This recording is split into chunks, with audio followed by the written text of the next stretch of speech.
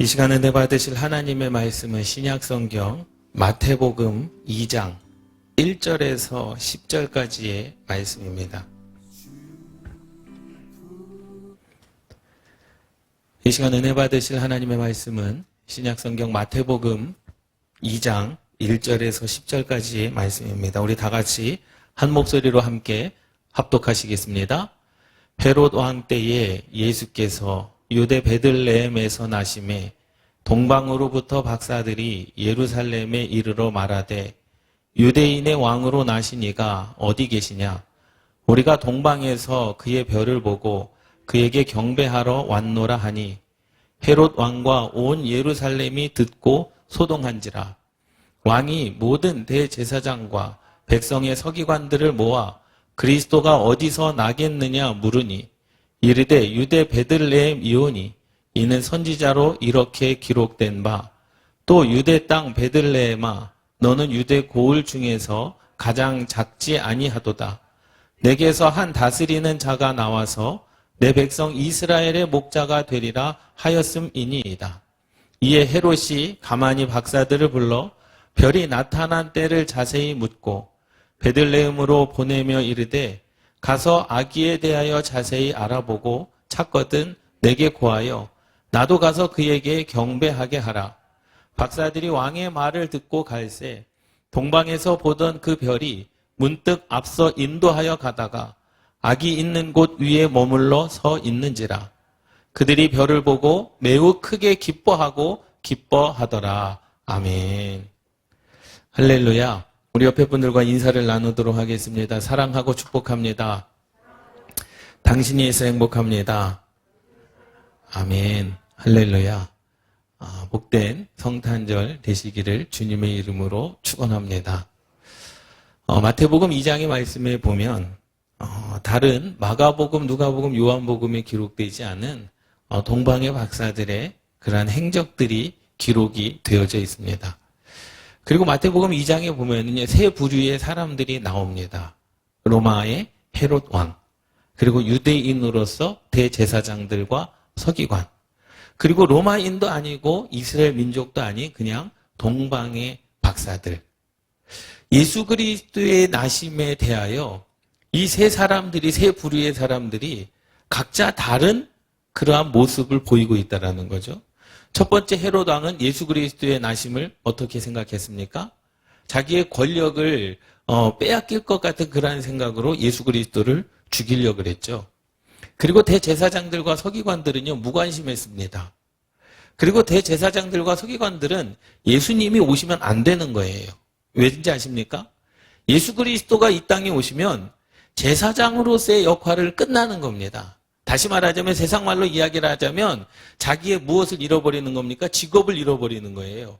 이제까지 예수님께서 오시지 않았기 때문에 제사를 드렸고 제사를 통해서 그들의 삶이 생계가 이루어졌는데 예수님이 오심으로 말미암아 대제사장의 사역이 끊겨지는 거죠. 물론 하나님께서 또 다른 방법으로 또 다른 그 은혜로 그들을 사용하실 것은 맞지만 대제사장들과 서기관들은 예수님의 나심을 기다리면서 기다리지 않는, 오시는 것은 좋은데 내 때에 오지 않았으면 하는 그런 마음을 가지고 있었다라는 사실입니다. 그런데 전혀 다른 민족의 사람, 동방의 박사들이, 양을 치던 목자들이 예수 그리스도의 나심을 기뻐하고 기뻐하였더라라고 하는 그러한 말씀들이 오늘 기록되어져 있는데 저와 여러분들도 마찬가지입니다. 성탄절에는요, 성탄절의 분위기만 있는 게 아님을 믿습니다. 그 안에 예수님이 계심을 믿습니다.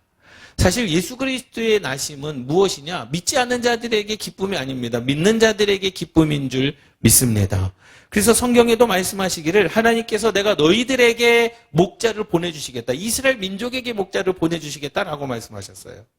세상의 목자가 아니라 믿는 자들에게 목자인 줄 믿습니다. 할렐루야. 그래서 과연 저와 여러분들이 매해 맞는 1년에 한 번씩 맞이하는 성탄절, 과연 그 안에서 우리가 무엇을 발견해야 될 것인가? 라는 겁니다.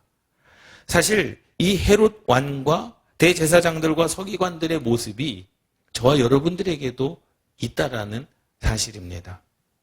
헤롯은요, 예수 그리스도를 잡아 죽이려고 그랬죠. 우리도 그 예수 그리스도를 향하여 원망하고 불평하고 하나님의 말씀을 불순종하고 하나님의 말씀을 따르지 아니하는 그러한 마음이 우리 가운데 있지 않습니까? 너희들이 다시 죄를 짓느냐? 그러면 나를 다시 십자가에 못 박는 것과 같다라고 주님께서 말씀하지 않았습니까? 그러니 우리는 과연 내 마음 가운데 주님을 맞이함으로 말미암아 어떠한 심정으로 주님을 맞이해야 될 것인가?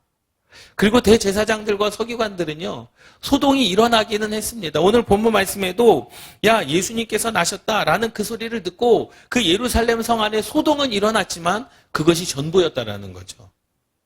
대제사장들과 서기관들이 동방의 박사들과 함께 동행하지 않았습니다. 주님의 나심에 기대하지도 않았습니다. 주님의 나심을 어떠한 그 기쁨으로 예배하지도 않았다라는 거죠. 단순히 소동만 일어나고 그것으로 끝나버리는 그러한 삶의 모습, 우리도 마찬가지지 않습니까? 성탄절을 그냥 성탄절 분위기만 갖고 한 해를 그냥 지나가는 이들이 너무나도 많다라는 거예요. 믿음은 있지만 그냥 그 안에서 주님을 발견하지 아니하고 주님께서 우리에게 주신 은혜를 경험하지 아니하고 그냥 성탄절의 분위기만 가지고 한 해를 그냥 지나가는 사람들이 있음을 깨달으시기 바랍니다. 그래서 과연 우리는 어떠한 마음을 가져야 되는가? 헤롯은요, 유대인이 아니었습니다. 로마의 사람이었습니다. 그런데 이 헤롯 왕도 예수님에 대해서 모르는 사람은 아니었다라는 거죠.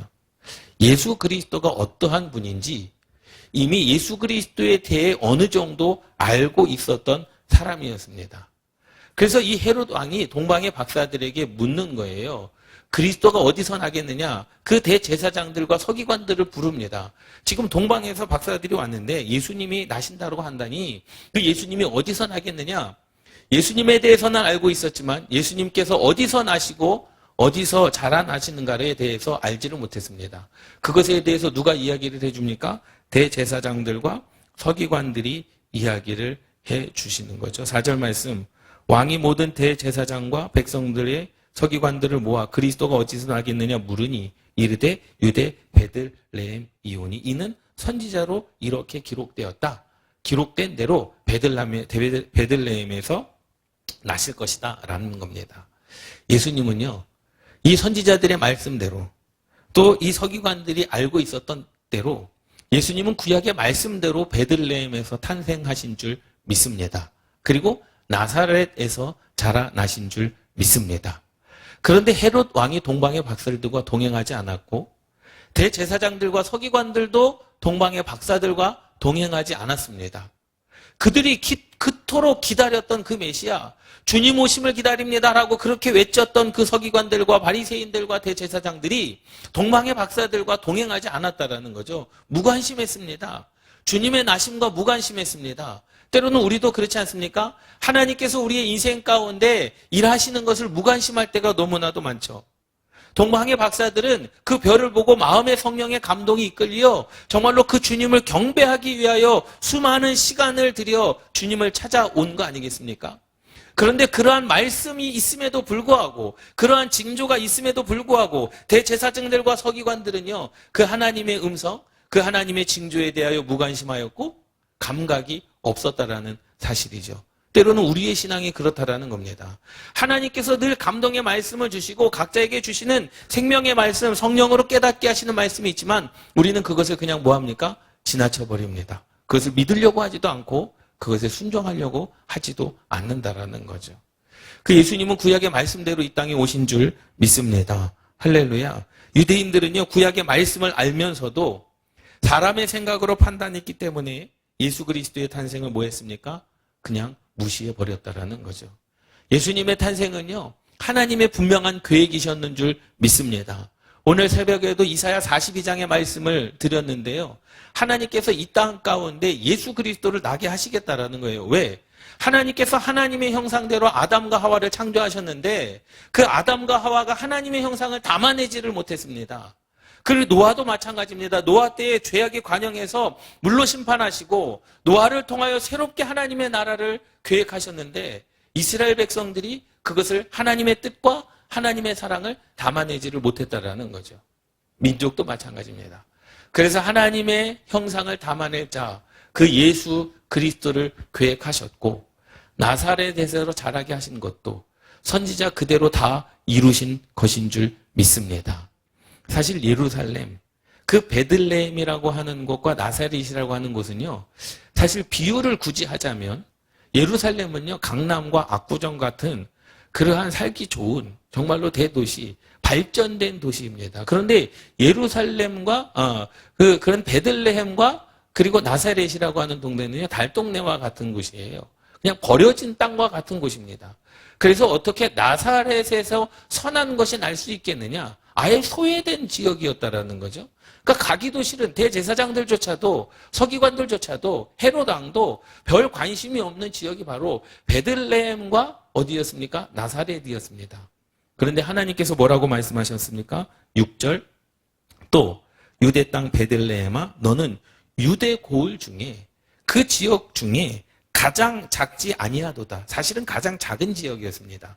버려지는 땅과 같은 곳입니다.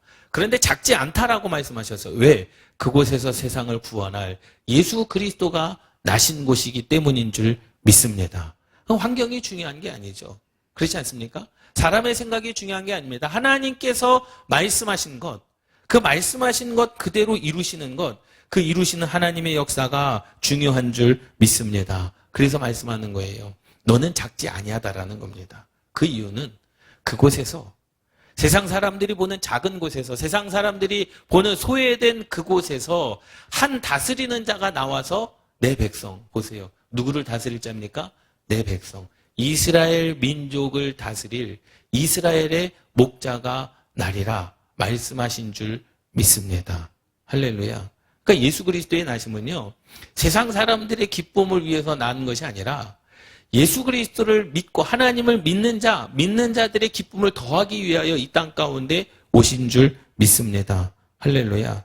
그래서 구약의 근거에서 이 메시아가 지금 나셨다라는 거예요. 그런데 동방의 박사들이 별을 보고 찾아왔다라는 거예요. 한번 생각해 보세요. 근데 잘 믿겨지지가 않아요. 그냥 별에, 그 별 옆에 예수님이 나신다 글씨가 써져 있었을까요? 아니거든요. 성령님께서, 하나님께서 그들의 마음 가운데 그 예언의 말씀들을 주신 줄 믿습니다. 단순하게 그 별이 떴다고 예수님의 나심을 어떻게 동방의 박사들이 알았느냐라는 겁니다. 하나님께서 징조로 그 동방의 박사들에게 보여주신 줄 믿습니다. 그런데 헤롯 왕과 대제사장들과 서기관들은요, 그 징조를 듣고도, 그 징조에 대하여 동방의 박사들이 왔음을 알고도, 그리고 베들레헴이라고 하는 그곳에 예수님께서 나심을 알고도 그들을 무시하고 하나님의 음성을 듣지 않았음을 믿습니다. 사실 대제사장들과 서기관들은요, 믿음의 사람들 아닙니까? 하나님의 사람들이잖아요. 하나님의 백성들이잖아요. 그런데 여전히 그냥 성탄절에 무엇만 느끼고 있는 거예요? 분위기만을 가지고 가고 있는 겁니다. 그 안에 예수 그리스도를 찾으려고 하는 마음이 전혀 없었습니다. 예수 그리스도의 나심을 기다립니다. 주님께서 오셔야 됩니다. 그들도, 유대인들도 이스라엘 백성들도 늘 항상 주님의 오심을 기다린 자들이었습니다. 그런데 주님 오심을 기다리지 않았던 자들이죠. 주님의 오심을 그냥 말로서만 기다린 자들이었지 그들의 심정과 예배로 하나님을 예배한 자들이 아니었음을 믿습니다. 할렐루야. 과연 우리는 어떻게 해야 되겠느냐? 신명기 7장 7절에도 똑같이 말씀합니다. 여호와께서 너희를 기뻐하시고 너희를 택하면, 이스라엘 민족이죠. 너희가 다른 민족보다 수요가 많기 때문이 아니니라. 그러니까 큰 민족이 아니기 때문이라는 거예요. 내가 너희를 사랑하고 기뻐한 이유는 오히려 모든 민족 중에 가장 적으니라. 가장 적은 민족이기 때문에 사랑하셨다라는 거죠. 왜? 큰 민족을 이루시기 위하여. 가장 하찮은 동네, 버린 땅에서 예수 그리스도가 나셨다라는 겁니다. 그곳에서 민족의 지도자를 하나님께서 세우시겠다라는 겁니다. 그러니 메시아가 그 작은 마을에서 태어나셨고, 이스라엘이 작은 민족이지만 큰 민족으로 세우시겠다라고 하는 하나님의 거룩한 뜻이 있는 줄 믿습니다. 할렐루야. 이 뜻이 저와 여러분들을 향한 뜻이 되기를 주님의 이름으로 축원합니다. 하나님의 모든 말씀은요, 저와 여러분들에게 주신 말씀이죠. 믿습니까? 히스기야가 병이 들어 죽게 됐습니다. 기도했습니다. 15년 생명이 연장되었습니다. 그 말씀은 저와 여러분들에게도 생명에 연장할 수 있는 기도의 권한을 주신 거예요. 믿습니까? 히스기야만 생명 영장 받을 권리가 아니라 모든 믿는 자들에게 주시는 그 권세인 줄 믿습니다. 예수님께서 손을 얹고 병든 자를 위해서 기도했습니다. 그러면 그 권세는 저와 여러분들에게도 있는 겁니다. 믿는 자들에게 주시는 은혜라는 거죠. 성경에 기록되어져 있는 모든 말씀은요, 그냥 기록되어져 있는 말씀이 아니라 믿는 자들에게 주시는 생명의 말씀인 줄 믿습니다. 성경에 기록된 모든 기적과 모든 하나님의 은혜는 믿는 자들에게 주시는 하나님의 거룩한 역사인 줄 믿습니다. 그러니 기도하십시오. 그러니 하나님의 말씀을 묵상하시기를 주님의 이름으로 축원합니다. 선지서의 기록대로 미가서 5장 2절 말씀에 보면 베들레헴 에브라다야 너는 유다 족속 중에 작을지라도 유다 족속 중에 작을지라도 이스라엘을 다스릴 자가 내게서 나올 것이라. 할렐루야. 가장 작은 민족 중에 또 가장 작은 자들이 누구에게서 하나님께서 세우실 민족의 왕으로 그들을 세우신 줄 믿습니다. 할렐루야. 그 말씀대로 보세요. 예수님께서 베들레헴 땅에서 탄생하셨습니다. 동방의 박사들은 기쁨으로 하나님을 찬양했습니다. 그리고 다윗의 혈통으로 오셨습니다. 마태복음 1장 1절 아브라함과 다윗의 자손 예수 그리스도라는 거예요. 왕권을 가지고 이 땅에 오셨다라는 겁니다. 또 아버지의 뜻대로 십자가를 지시고 그의 백성을 구별하셔서 구원하실 것이다라는 거예요. 그래서 황금과 유향과 몰약의 의미는 뭡니까? 황금은요, 왕으로 오셨다라는 의미입니다. 유향은 뭡니까? 삼위일체 신성을 가지고 이 땅 가운데 오셨다라는 거예요. 그리고 몰약은 뭡니까? 몰약은요, 장사를 지낼 때 쓰는 거거든요. 예수님께서 십자가에 죽으시고 다시 살리실 것에 대한 말씀으로 이 땅 가운데 오셨다라는 거예요. 그런데 동방의 박사들이 그 예물을 가지고 왔다라는 거죠.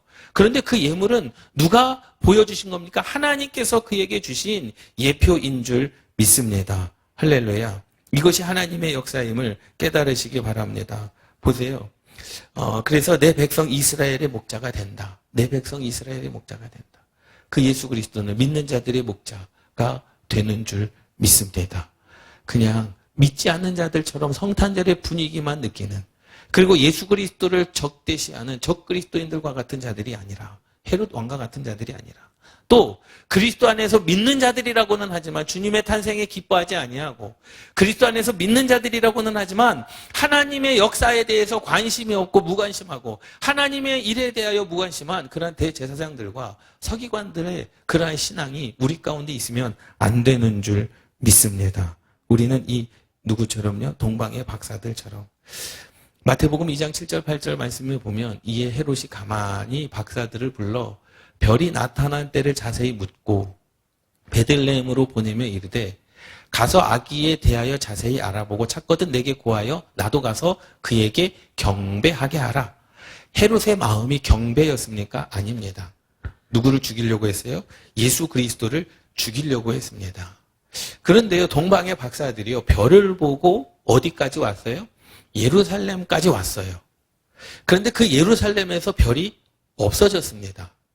그래서 예루살렘에서 동방의 박사들이 별을 보고 왔는데 예루살렘에서 그 별이 없어졌어요. 그래서 예루살렘에 있는 자들에게 물어본 겁니다. 예수 그리스도가 날 것을 알고 별을 보고 왔는데 그 별이 없어졌습니다. 예루살렘에서 그럼 그 예수님이 어디에서 나겠습니까? 3절 4절 말씀 보세요. 3절 4절에 왕이 모든 제사장과 대제사장과 백성의 서기관들, 2절 말씀 먼저 보도록 하겠습니다. 유대인의 왕으로 나시니가 어디 계시냐? 우리가 동방에서 그의 별을 보고 그에게 경배하러 왔노라. 어디를 온 거예요? 예루살렘에 온 겁니다. 베들레헴에 온 게 아니에요. 그래서 그 동방의 별을 보고 지금 예수님을 경배하러 왔는데 그 예수님이 어디 계시냐라고 물은 겁니다.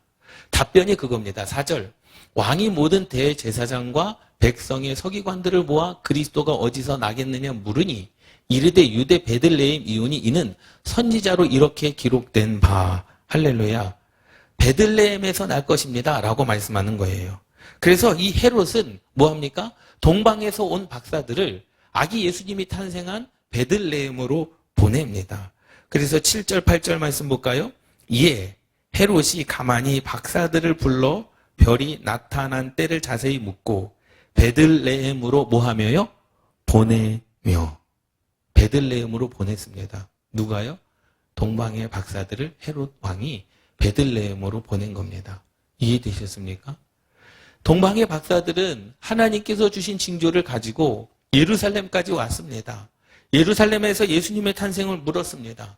그런데 그 동방의 박사들은 예루살렘에서 예수님의 탄생을 물었지만 헤롯 왕과 대제사장들과 서기관들은 알고 있었어요. 베들레헴에서 날 것이다.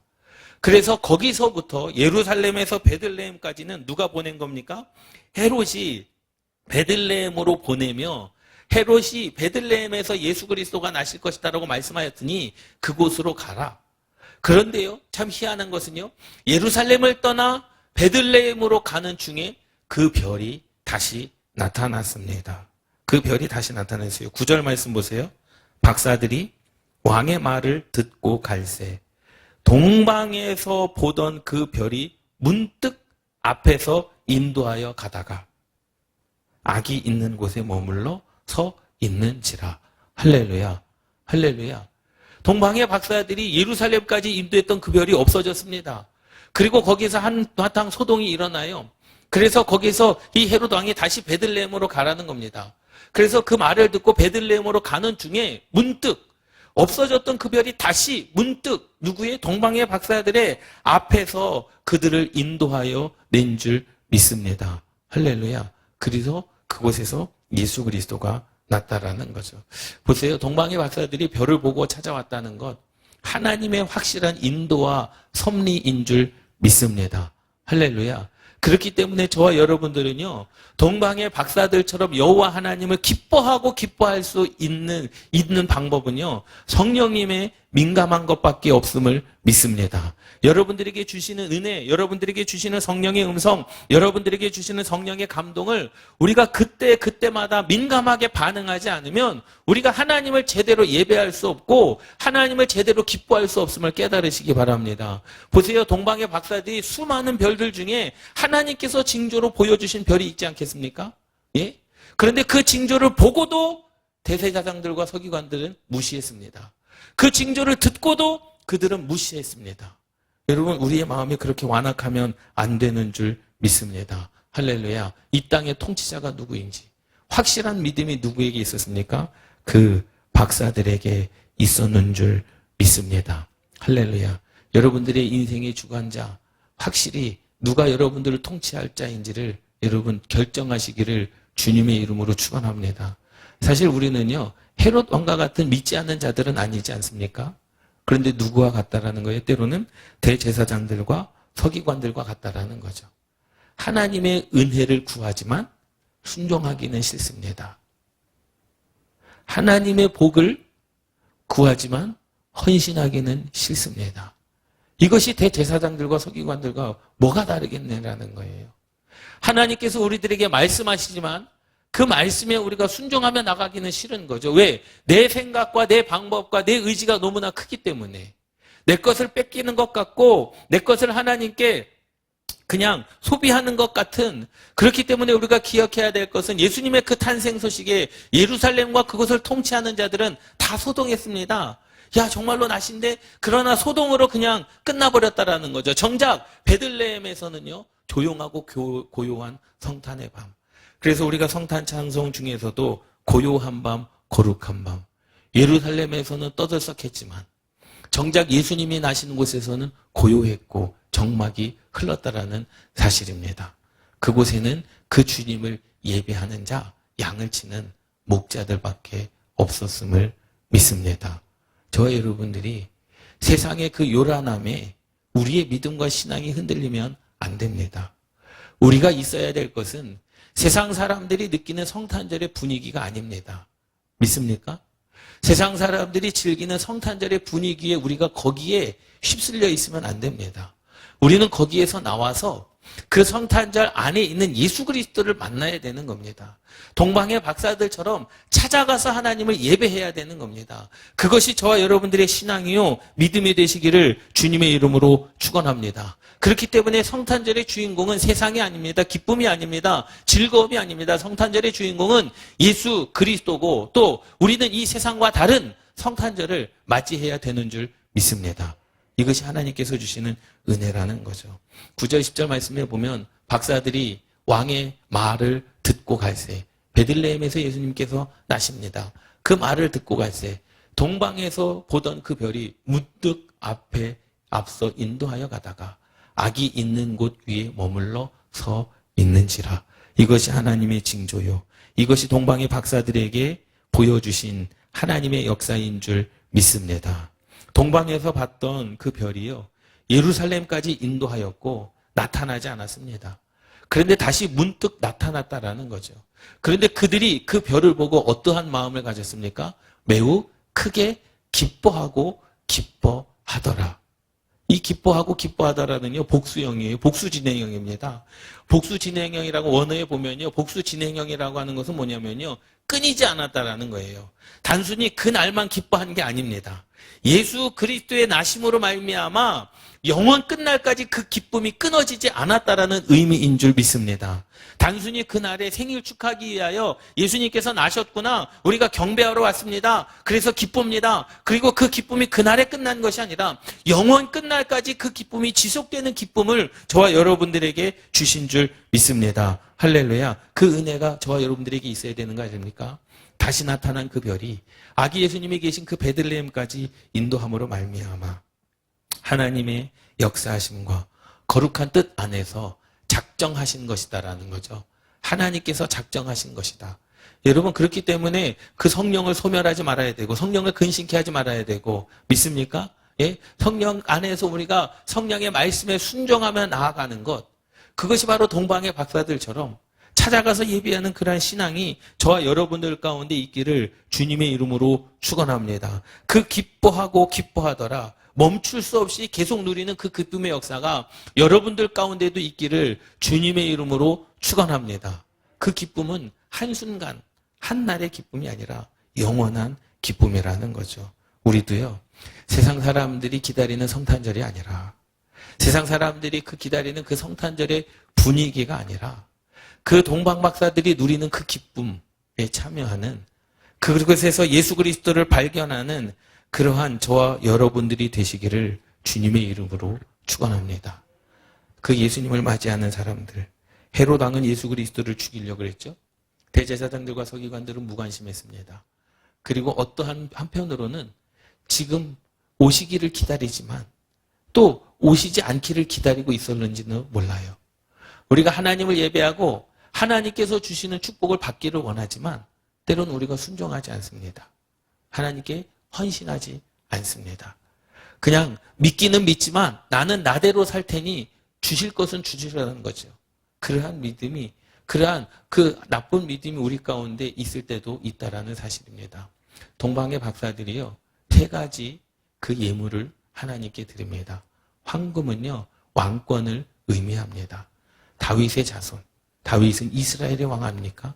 그 하나님은 이 땅 가운데 왕으로 오신 줄 믿습니다. 유황은요, 신성을 의미합니다. 신성. 그것은 삼위일체 하나님으로 이 땅에 오셨다라는 거예요. 하나님의 아들로서 이 땅에 오셨다라는 사실입니다. 그 아들이 곧 하나님이시다라는 겁니다. 모략은요, 모략은요, 장사를 지낼 때 쓰는 물품이거든요. 모략을 설물했다라고 하는 것은요, 이미 예수 그리스도의 순환과 죽음을 이미 예견했다라는 사실입니다. 이것 또한 동방의 박사들이 어떻게 알았을까요? 하나님께서 그들에게 징조로 주신 것이고 그 뜻을 이루시기 위하여 하나님께서 그들에게 허락하신 예물이었음을 깨달으시기 바랍니다. 그러면요, 우리는 어떻게 해야 됩니까? 우리의 마음속에 오늘 무엇을 준비하고 오셨습니까? 그냥 절기 예배니까 그러한 마음입니까? 우리는 그러한 마음으로 예배를 드리면 안 되는 줄 믿습니다.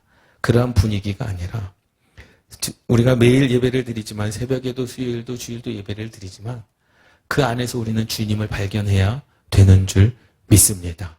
그냥 한 주가 지나가고 또 한 주가 왔기 때문에 예배를 드리는 것이 아니라 그 안에 예수 그리스도를 발견해야 되고, 정말로 동방의 박사들이 하나님의 징조, 보여주신 징조를 가지고 기쁨으로 예배하였던 것처럼 저와 여러분들이 세상과 구별된 거룩한 성도라는 것, 그리고 구원의 확신을 통해서 맞이하는 그러한 예배가 되시기를 주님의 이름으로 축원합니다. 이것은 성탄절의 예배뿐만 아니라 모든 예배가 그 주님을 발견하는 거룩한 예배가 되시기를 주님의 이름으로 축원합니다. 기도하시겠습니다.